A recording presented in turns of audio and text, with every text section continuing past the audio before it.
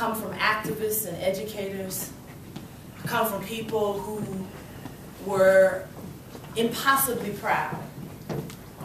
Grandparents who got college degrees in the Depression, black folk. Being mediocre was never an option for me, ever. The thought that college was optional never occurred to me. Like getting a master's degree was mandatory. You feel me? That's the context in which I was born. But it's a complicated, murky history. It really is. And for all of that impressive stuff, and for all of these sort of, you know, I come from this long line of overachievers, right? None of them ever, like their form of resistance never looked like stomping their feet, hissing at the oppressor, raising their voice, you know, rocking the boat that way. That's not what their resistance looked like. Their resistance looked like, I'm going to do it anyway, you know? I'm going to get my degree anyway. I'll get a master's degree because you say I can't. I'm going to be large anyway. That was the resistance.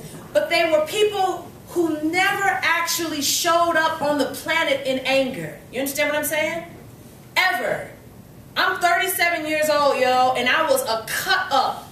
And I can't tell you right now what my mother looks like if she's angry. That's a trip, don't you think? Yeah. In 37 years? Yeah. I don't know what she looks like. Right. If she's angry, I don't know, because I've never seen it. I've seen her cry, you know? I've seen her dissolve into tears. I've seen her be broken. I've seen her be, you know, like apologetic. I've seen a lot. I've seen her renew herself. I ain't ever seen her be mad. That's deep. My grandfather, segregated South, segregated Army, World War II. Never saw him show up in anger. Really? I'm giving you context because the stuff that I write, the way that I write, the voice that I use is mine because I really do feel like I'm all of my family's unsaid shit. I swear to God. That's how I feel.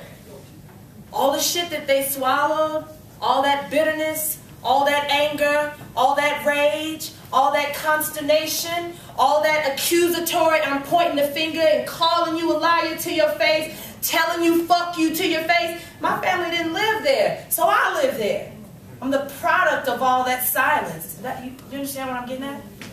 So Emmett Till is a story that I heard as a little girl, wherein my mother, in 1955, in Mississippi, when this happened to this young man who was 14, who was visiting relatives in the Delta, who had not been properly schooled about the politic of Jim Crow, right?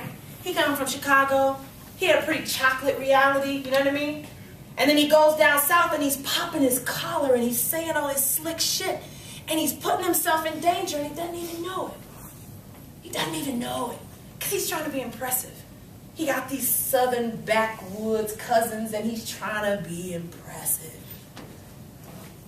And he's literally putting the noose around his neck. And so Emmett Till died, and he died horribly, yo. He died badly.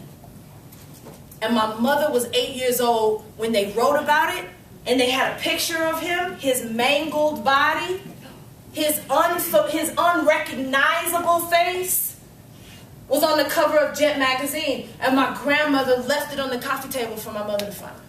That's deep.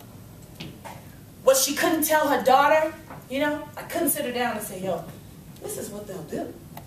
She just left the book.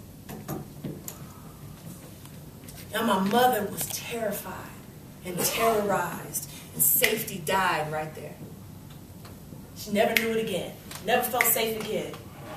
If they'll do that to this young man, because he whistled at a white woman, my God. And she never knew safety again. I walked around my whole childhood, my whole adulthood with that story swirling about in my head, needing to give a voice to it, needing to reconcile it, because I did the exact same fucking thing to my son when I'm watching a documentary about Emmett Till. And he comes bopping in, you know, and he's all innocent and unaware and fully integrated. You know what I'm saying? What you watching? And I was like, oh hell, sit down. It was crazy. It was the craziest legacy ever, you know, like, okay, here, you gotta get terrorized this way too, sit down. So this poem is all of that stuff for me. It's the historical reckoning, but it's also my own personal reckoning. You know, it's the stuff that lives in my own family history. It's the stuff that hisses at us, you know, in my own family history. And I'm super, again, I'm honored to be here. I'm honored every time I get to do it, but it does take a lot from me, and it always fucks me up. I don't know when it's going to ever get easier. So Emmett Till.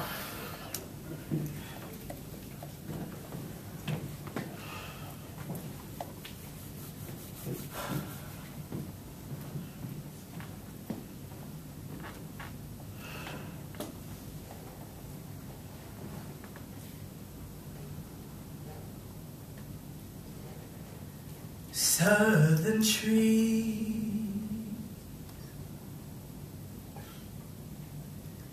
bear a strange fruit, blood on the leaves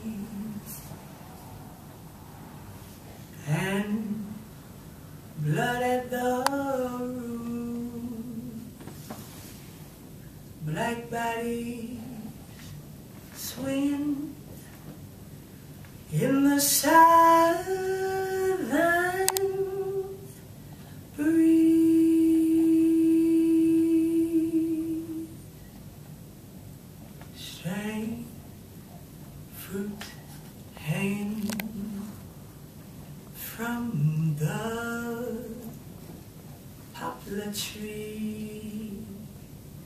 In this photo, he's laughing. And there's no cotton gin around his waist. He's not stretched into swollen limb. His eyes are still hazel and recognizable. 2 neat white rows of perfect teeth sit totem-like in his mouth, and the world did not know him because he had not been murdered yet. He's still slipping into the kitchen to get another piece of cornbread while his mama ain't looking. He'll mash it with his fingers, drink some buttermilk, and laugh with his eyes, and they are still hazel and bright, like stars in uppercase. And ain't nobody gouged them out or shut them closed. And when he goes to school, he'll do a silly little dance with his arms and legs cocked out in odd angles, and his classmates are gonna laugh, and there will be no cotton gin round his waist. Pastoral scenes of the gallant South, the bulging eyes and the twisted mouth, scent of magnolia, sweet and fresh. Then the sudden smell of burning flesh. Now in this photo, he's proud of the hat on his head. You can see that by how straight his neck is. And his mama's in the picture, and they got the same face. And his head is high and perfect, and ain't no bullet in it. And there will be months before there is one. And in those months, he is his mama's child. The smug and overfed man-child all Southern ladies love to cook for, because he licks the plate clean even if it's leftovers. He just eats and yes ma'ams, and makes you giggle so much you got to shoo him out the kitchen just so you can get the pots clean. And he's breathing. And ain't no men dressed like midnight with sunless, unlaughing eyes snatching him out your door, changing everything when neither of you want it to be anything other than laughing in the kitchen with the greens still simmering in the pot. Here is a fruit for the crows to pluck, for the rain to gather suck, for the sun to rot, for the trees to dry.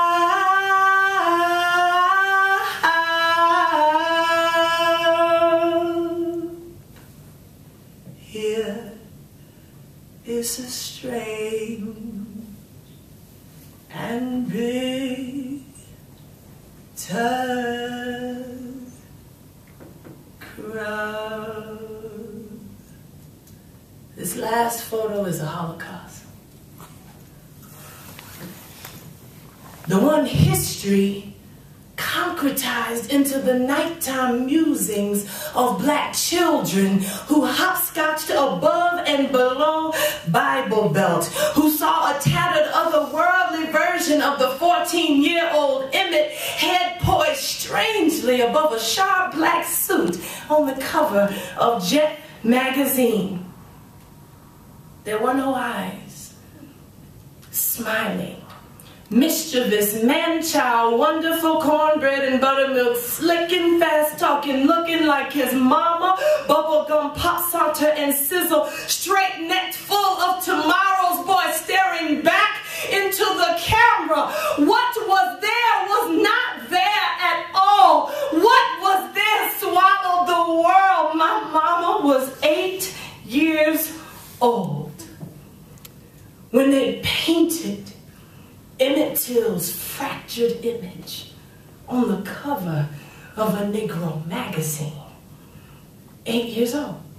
Pigtails, knee socks, pinafores, pleats, and a heap of pretty girl possibilities. And I wonder, did my grandmother set that book down with intention on the coffee table, knowing her baby girl would see it and know what should not be known but what must be known? This is what the South does with an adolescent mistake. When a fast-talking, finger-snapping Negro from up north whistles and boasts about big city white girl honeys with rosy lips and no Jim Crow. It is an image I shoved at my 13-year-old son, frenetic in my attempt to tell him that this is black history. I need him to know that if he is not careful, not brave, not the sum total of all our unlit courage, if he relegates these stories to cliff notes, he will die and bleed out in the epilogue. I need you to know, Salih, that my arms will never be wide enough to cover sins like these, that your head held so high is still a cautionary tale. But to go on and do it anyway, son, go on and do it anyway, even with your hoodie up, son, do it anyway, and laugh and dance with your arms and legs cocked out in odd angles, and slip by me and get the extra cornbread whenever you can, and be grateful that when you and your boys say some slick shit about the pretty blonde girl in the front row of algebra, you are permitted that levity. After 400 years of midnight, necks decorated in nooses, plantations that dressed up terrorism in mint julep and white lace gloves, I tell my son to remember Emmett Till. Remember when his head was still high, when his eyes were still hazel, still smiling. Tell him that his mother loved him and almost could not recognize him. When that last whistle left his throat, I tell my son that I will be his mother all the days of my life, that I will celebrate his brown boy buoyancy. And while I do not know what tomorrow holds, I know that he will never be strange fruit, will never be broken open, will never be strung up, will never be hog-tied, will never have his face sewn like my own, crushed, hatcheted, or mangled. I tell my son, I'm growing these limbs for you, Salih, to get around you